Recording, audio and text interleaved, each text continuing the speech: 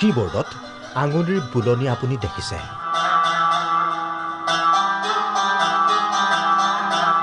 এইবাৰ নাকৰ পৰশত সংগীত।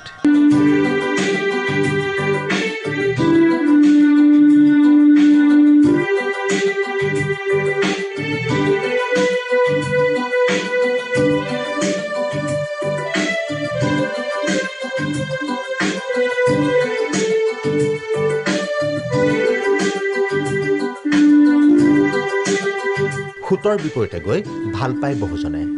কিবা এটা নতুন কৰাৰ তাৰণাত অন্তহীন অন্বেষণ। এওঁৰ নাম কৃষ্ণমণি ডেকা। নাকেৰে কীবোৰ্ড বজাই চৰ্চালৈ আহিছে যুৱকজন।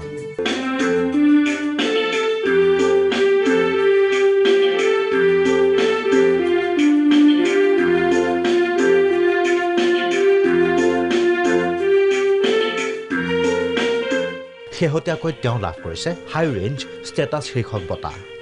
অৰ্গেনাইজেশ্যনটোৰ নাম হৈছে high range book of world record.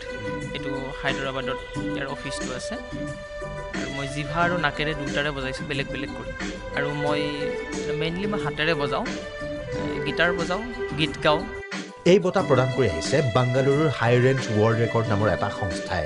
উল্লেখ্য যে এই সংস্থাই পূৰ্বে ছানিয়া মিৰ্জা, বিৰাট কোহলি, PV সিন্ধুক এনে সন্মানে সন্মানিত কৰিছিল।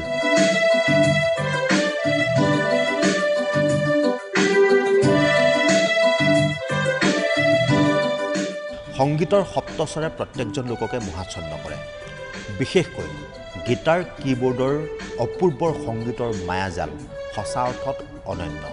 আপুনি হাতেৰে কীবোৰ্ড বজোৱা দেখিছে, কিন্তু নাকেৰে আৰু জিভাৰে কীবোৰ্ড বজোৱা এজন অদ্ভুত যুৱকক ছবি দেখিলে আপুনি হ'ব অভিভূত।